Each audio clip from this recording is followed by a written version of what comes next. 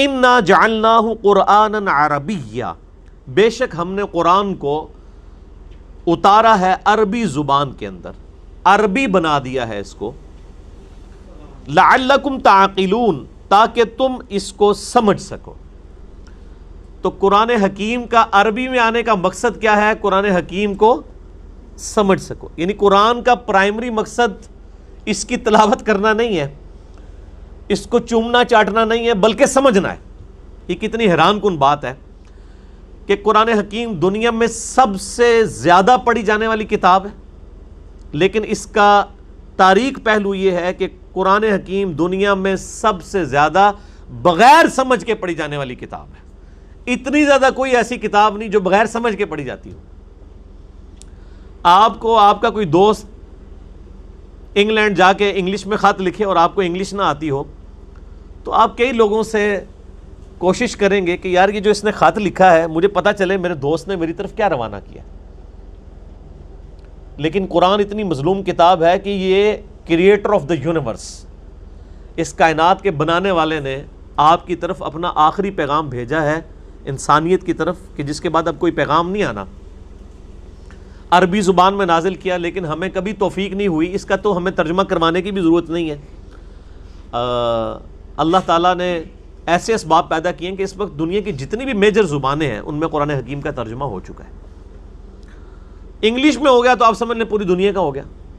ایسے soft wears available ہیں جن میں آپ انگلش ترجمہ ڈالیں تو دنیا کی ہر زبان میں اس کو ترجمہ کر دیں گے۔ اردو میں ترجمہ ہو چکا ہے، ہندی میں ہو چکا ہے، چائنیز لینگویج میں، فرینچ کے اندر، ملائی لینگویج کے اندر، آلموسٹ جتنی میجر لینگویجز دنیا کے اندر ہیں ان کے اندر ترجمہ قرآن حکیم کا ہو چکا ہے۔ اب کوئی لیم ایکسکیوز نہیں کسی کے پاس کہ وہ یہ کہے کہ مجھے یہ پتہ ہی نہیں چلا کہ قرآن حکیم میں کیا لکھا ہوا تھا۔ میں اگلے دن طارق جمیل صاحب کو سن رہا تھا، مجھے بڑی خوشی ہوئی۔ میں نے ارادہ کیا انشاءاللہ طارق جمیل صاحب کے لیے ایک اور لیکچر تیار کر رہا ہوں انشاءاللہ۔ تو وہ کہہ رہے تھے، وہی مجھے تو لگ رہا ہے کہ میری ویڈیو دیکھ کے انہوں نے وہ جملے بولنے شروع کیے، ورنہ پہلے جملے ان کی زبان پہ اس طرح کے کبھی نہیں آئے ہیں۔ انہوں نے کہا کہ مجھے بتائیں یہ علماء نے جو اردو کے اندر قرآن حکیم کے ترجمے کیے ہیں یہ کیا اپنے لیے کیے ہیں؟ ان کو تو عربی آتی تھی، یہ آپ لوگوں کے لیے کیے ہیں، آپ قرآن ترجمے سے پڑھیں۔ یہی بات جو ہم بھی بولتے تھے۔ طارق جمیل صاحب کو تبلیغ میں لگے ہوئے 40 سے زیادہ سال ہو گئے ہیں، آج تک انہوں نے یہ جملہ کبھی زبان سے نہیں بولا تھا۔ کیا اب ایسی چینج آ گئی ہے ان کے اندر؟ مجھے بڑی خوشی ہوئی، اور یہ بھی بالکل حال ہی میں ایک ہفتہ پہلے ہی ان کو یہ کلپ اپلوڈ ہوا ہے۔ انہوں نے کہا یہ ترجمے علماء نے پبلک کے لیے کیے تھے تاکہ پبلک اردو کے ذریعے قرآن حکیم کا ترجمہ پڑھے اور قرآن کو سمجھے۔ قرآن اس لیے نازل ہوا ہے، یہاں پہ بھی ہے نا کہ اس لیے ہم نے عربی میں نازل کیا تاکہ سمجھ سکو، یعنی عربی لوگوں کو، اور اسی لیے علماء نے ترجمے کیے تاکہ تم اردو میں سمجھ سکو، یہ امپلائڈ ہے اس کے اندر۔ تو میں نے طارق جمیل صاحب کو بتانا ہے کہ یہ سب سے بڑی سازش علماء کے طبقے سے ہوئی ہے، آپ ایکسپوز کریں ان کو۔ آپ کی جو ٹیکسٹ بک ہے فضائل اعمال، اس میں جو فضائل قرآن والا چیپٹر ہے، پہلا چیپٹر حکایات صحابہ کے بعد والا، اس کے اندر ایک اتنی خطرناک بات لکھی ہے کہ اس کے بعد کوئی پاگل ہی ہوگا جو قرآن کو ترجمے کے ساتھ پڑھے گا۔ انہوں نے لکھا کہ جی قرآن کو سمجھنے کے لیے، اس کی تفسیر سمجھنے کے لیے 15 علوم چاہیے، اور وہ 15 علوم انہوں نے گنوائے ہیں، اور 14 تو چلے پھر بھی فزیکل علوم ہے، 15واں انہوں نے کہا یہ علم وہ بھی ہے جو خاص لوگوں کو عطا ہوگا۔ مطلب ہے قرآن نو ہاتھ نہ لانا، کرنٹ مارے گا جے۔ کتنی بڑی آپ نے ایک قدر لگا دی، وہ آپ نے کہہ دی خاص، یعنی اگر کوئی 14 بیچارے سیکھ بھی لے رہا، انہوں کو 15واں تو نہیں نہ آیا، بہانا رکھ لیا نا، آٹا گوندے ہلدی کیوں ہے، اتنی بڑی ہرڈل رکھ دی۔ اچھا، اس کے بعد اس سے بڑا ظلم آگے ہوا۔ اسی فضائل اعمال میں آپ 41 نمبر 241 پیج جو فضائل اعمال چھپی ہوئی ہے کتب خانہ فیضی رائے ونڈ کی، 241 نمبر پیج ہے اس کا، اور اگر آپ الگ سے اس کا وہ چیپٹر فضائل قرآن والا نکالیں اس میں 41 نمبر پیج ہے۔ اس میں ایک اتنا خطرناک خواب لکھا ہوا ہے جس کے بعد کوئی شخص قرآن نہیں پڑھے گا۔ خواب یہ لکھا ہے کہ امام احمد بن حنبل رحمہ اللہ تعالی المتوفی 241 ہجری، انہوں نے خواب دیکھا اور خواب میں اللہ تعالیٰ کی زیارت کی۔ انا للہ و انا الیہ راجعون، پہلا جھوٹ۔ یعنی موسیٰ علیہ السلام کے بارے میں تو قرآن میں آیا کہ اے موسیٰ تم مجھے نہیں دیکھ سکتے. اللہ نے وہاں تو آفر نہیں لگائی کہ ہاں موسیٰ میں نے بعد میں امام حنیفہ کو بھی زیارت کروانی ہے خواب میں اور احمد بن حنبل کو بھی کروانی ہے, تو یہ والا پیکج لے لیں آپ. میرا خیال ہے موسیٰ علیہ السلام پیکج لے لیتے. مجھے اگر اللہ آفر کرے تو میں بھی یہ پیکج لینے کے لیے تیار ہوں. جس کو خدا کے دیدار کی اتنی تڑپ ہے موسیٰ علیہ السلام, اس کو یہ پیکج آفر کیا جا سکتا تھا کہ آپ مجھے ڈائریکٹ تو نہیں دے سکتے لیکن خواب میں آپ کو زیارت کروا دیتے ہیں. انہوں نے کہا سو بسم اللہ یا اللہ کیوں نہیں. لیکن کیا فرمایا کہ پہاڑ کی طرف دیکھو, اس پہ ہم اپنی تجلی نازل کریں گے. سورۃ الاعراف میں آیا اگر یہ قائم رہا تو پھر تم بھی کوئی سوچنا. تو اس کی انڈائریکٹ افیکٹ کی وجہ سے موسیٰ علیہ السلام بے ہوش ہو گئے. اور یہاں پہ کہنے احمد بن حنبل نے دیکھا خواب میں, فقہ حنفی کی کتابوں میں لکھا ہے امام حنیفہ نے 100 دفعہ دیکھا. یہاں فضائل اعمال 241 پیج, کتب خانہ فیضی فضائل اعمال کا فضائل قرآن والا چیپٹر الگ سے چھپا ہے 41 نمبر پیج. یہ مجھے پیج اس لیے یاد ہے, کل میں کھول کے نا تو میں بڑا پریشان بیٹھا تھا. میں نے کہا میں ایک لیکچر اس کے اوپر تیار کروں فضائل اعمال کے اوپر. صرف ظاہر ہے میں تبلیغی جماعت سے سب سے زیادہ محبت کرتا ہوں, میں سب سے زیادہ تبلیغی جماعت کو پروموٹ کرتا ہوں, میں سب سے زیادہ حق رکھتا ہوں کہ میں تبلیغی جماعت کی جو نیریٹو میں جہاں پہ کمزوریاں ان کو ہائی لائٹ کروں, تاکہ یہ بہت بڑا ایسٹ ہے. اتنی بڑی ہمارے پاس اور کوئی جماعت نہیں ہے جو مسلمانوں تک دعوت و تبلیغ کا کام کرے. تو اس میں لکھا ہے کہ احمد بن حنبل نے خواب میں اللہ تعالیٰ کی زیارت کی اور پوچھا کہ یا اللہ میں تیرا قرب حاصل کرنا چاہتا ہوں, سب سے آسان ذریعہ کیا ہے قرب حاصل کرنے کا کہ میں تیرا قرب حاصل کروں. تو اللہ تعالیٰ نے فرمایا کہ قرآن پڑھا کر. آگے سے احمد بن حنبل نے کہا اے اللہ سمجھ کے یا بغیر سمجھ کے, اندازہ کرو کڈی وڈی کہانی کڑی گئی ہے. یہ احمد بن حنبل کبھی سوچ بھی نہیں سکتے, یعنی میرے جیسا بندہ نہیں یہ سوچتا کہ سمجھ کے کہ بغیر سمجھ کے. اور پھر یہ شاید سمجھے کہ احمد بن حنبل کوئی جو ہے وہ پنجابی تھے یا کوئی سندھی تھے, ان کو تو ویسے ہی عربی آتی تھی. عربی آنے والے کو سمجھ کے غیر سمجھ کے تو کہنے کی ضرورت ہی نہیں ہے. ٹھیک ہے, وہ تو سمجھ رہا ہوگا جو کچھ آپ سے بات ہو رہی ہوگی. تو اللہ تعالیٰ نے آگے سے ارشاد فرمایا کہ چاہے سمجھ کے پڑھ چاہے بغیر سمجھ کے پڑھ, انا للہ و انا الیہ راجعون. یعنی یہ ڈاکٹرائن کہیں قرآن میں بیٹھتی ہے؟ یعنی اس کا مطلب نعوذ باللہ قرآن میں تو اللہ تعالیٰ کچھ اور کہتا رہا اور احمد بن حنبل کو آگے خواب میں کچھ اور ہی کہانی کرا دی ہے. یہ جھوٹ ہے نا, مطلب خواب ہی جھوٹ ہے. تو طارق جمیل صاحب سے میں ریکویسٹ کروں گا کہ بیسیکلی آپ کا جو سلیبس ہے نا, جن علماء نے لکھا ہوا ہے وہ علماء لوگوں کو قرآن کی طرف آنے سے روک رہے ہیں. پہلے آپ اس کا تدارک کریں. آپ کہہ رہے ہیں کہ صاف ستھرا پانی کا تالاب میں نے جمع کیا ہوا ہے, بھائی اس میں گٹر کا پانی جہاں سے شامل ہو رہا ہے اس گٹر کے جو نل ہے اس کو بھی بند کریں, ادروائز آپ کے پاس جو صاف ستھرا پانی ہے یہ بھی تعفن زدہ ہو جائے گا. تو یہ تو ان کی ڈاکٹرائن ہے. اور ایک ڈاکٹرائن ہے قرآن حکیم کی. میں نے یہ پورا ریسرچ پیپر لکھا ہے, امام الانبیاء کی دعوت قرآن ریسرچ پیپر نمبر 4 ہے, ahlsunnatpak.com سے آپ ڈاؤن لوڈ کریں. اس میں اللہ تبارک و تعالیٰ نے کلیئر کٹ یہ ارشاد فرمایا کہ ہم نے قرآن نازل کس لیے کیا ہے. اس لیے نازل نہیں کیا کہ یہ جناب اس کو چاہے سمجھ کے پڑھیں چاہے بغیر سمجھ کے پڑھیں. یہ بالکل جھوٹا الزام اللہ تعالیٰ کے اوپر لگایا گیا. ایک جھوٹا خواب جو ہے وہ, یعنی آپ سمجھیں کہ یہ تو جھوٹا خواب بھی اس کو کہا جائے گا نا. اعوذ باللہ من الشیطان الرجیم, بسم اللہ الرحمن الرحیم. ایک تو یہ آیت جو 4 دفعہ ریپیٹ ہوئی ہے, سورۃ القمر آیت نمبر 17, 22, 32, 40. وَلَقَدْ يَسَّرْنَا الْقُرْآنَ لِلذِّكْرِ فَهَلْ مِن مُدَّكِرٍ. اور بے شک ہم نے قرآن کو یاد دہانی نصیحت کے لیے آسان کر دیا ہے کوئی سمجھنے والا. ایز فار ایز یاد دہانی نصیحت از کنسرنڈ, قرآن حکیم دنیا کی آسان ترین کتاب ہے. باقی تفصیلات تو علماء کو بھی نہیں پتہ. اگر میں جیولوجی کی آیات پوچھوں, ایسٹرونومی کی پوچھوں, باٹنی کی پوچھوں, ایمبریولوجی کی پوچھوں, تو پتہ تو انہوں نے بھی کوئی نہیں ہے. ٹھیک ہے, تو میں یہ کہوں کہ علماء کو بھی نہیں آتا. نہیں, قرآن کا پرائمری مقصد نصیحت ہے اور اس کے لیے وہ آسان ہے. میرا ایک یوٹیوب پہ کلپ لاکھوں لوگ دیکھ چکے ہیں, تبلیغی جماعت والوں کو مخلصانہ نصیحت. اس میں نے اس آیت کو اس حوالے سے کوٹ کیا تھا. اچھا, کہ قرآن حکیم آسان ہے, اس کو آپ یہ نہ بنا کے پیش کریں کہ یہ بڑا مشکل ہے اور اس کو پڑھنا جو ہے وہ اس شاید اس سے گمراہ ہو جائے گا. اچھا, پھر اللہ تعالیٰ نے فرمایا, یہ احمد بن حنبل کو خواب میں تو کچھ اور فرمایا نا, جھوٹا خواب ہے. سورہ صاد کی آیت نمبر ہے 29, کتاب انزلناہ الیک مبارک. اے نبی علیہ السلام, یہ قرآن ایک مبارک کتاب آپ کی طرف ہم نے نازل کی ہے. لیدبروا آیاتہ, تاکہ لوگ اس کی آیات میں تدبر کریں. ولیتذکر اولو الالباب, اور نصیحت حاصل کریں اس سے عقل والے. ٹھیک ہے, پھر آیت ہے ان فی ذلک لذکری لمن کان لہ قلب او القی السمع وہو شہید، سورہ قاف میں. پھر سورہ قاف کی آخری آیت ہے فذکر بالقرآن من یخاف وعید.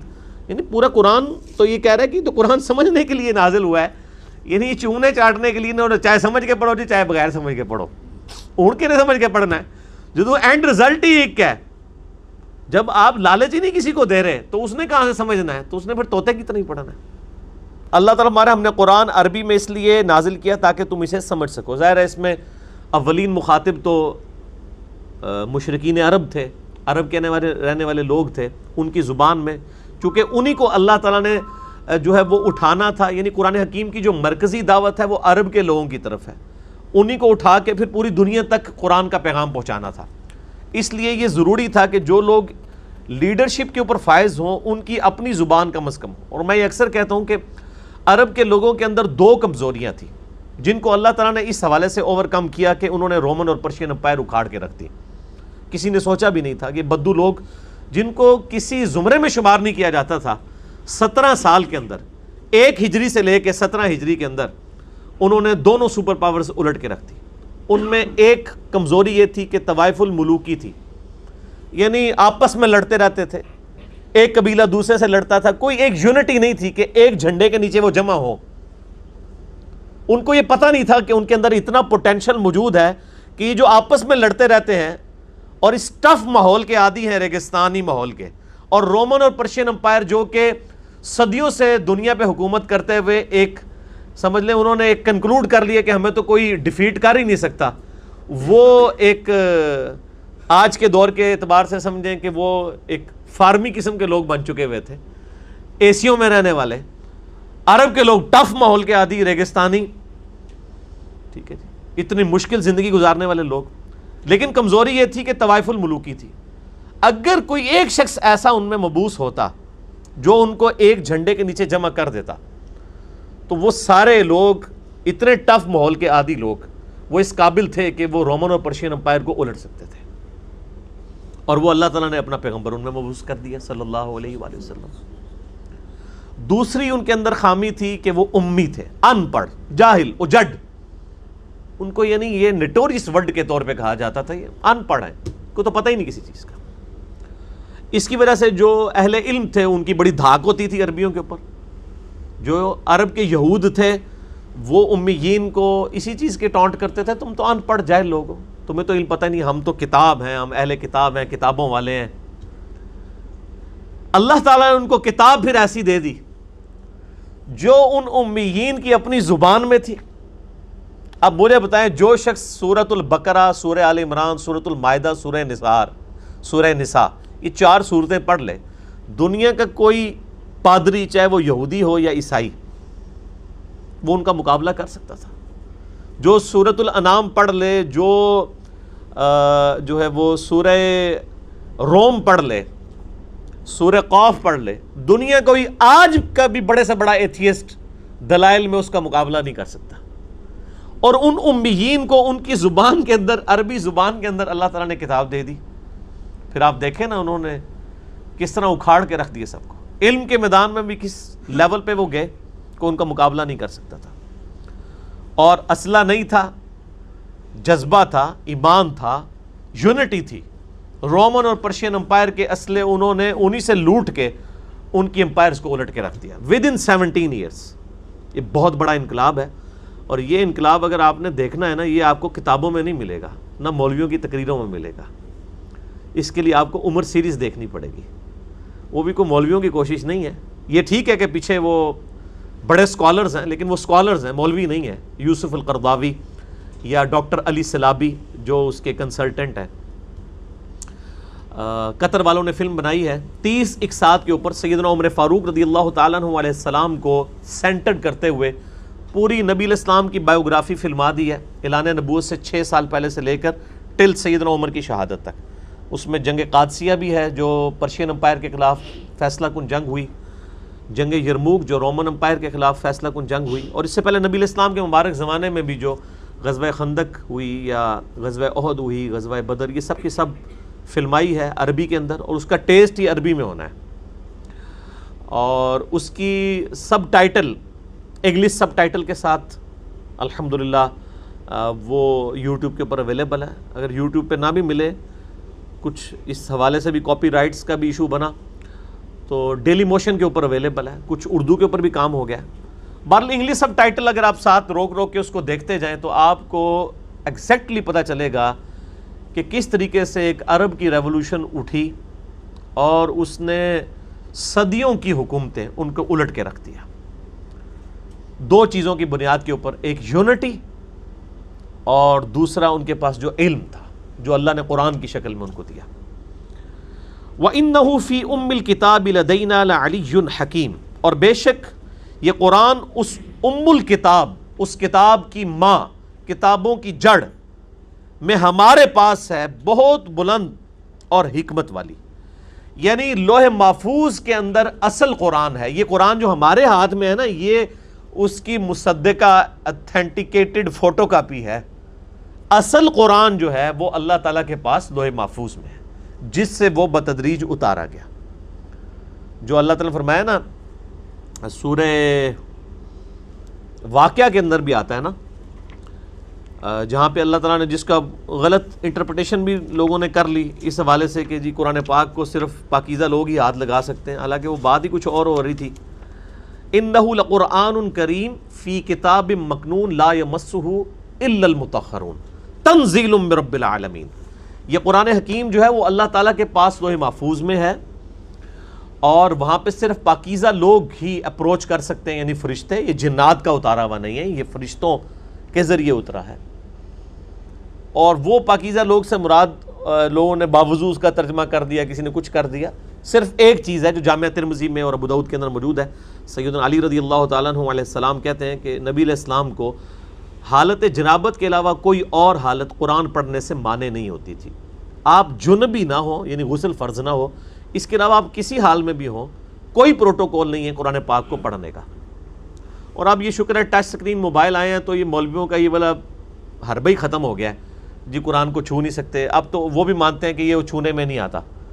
تو بیسیکلی یہ قرآن سے دور کرنے کی ایک سازش تھی، اور سب سے بڑی سازش یعنی مسلمانوں کے ہاں ہی ہوئی.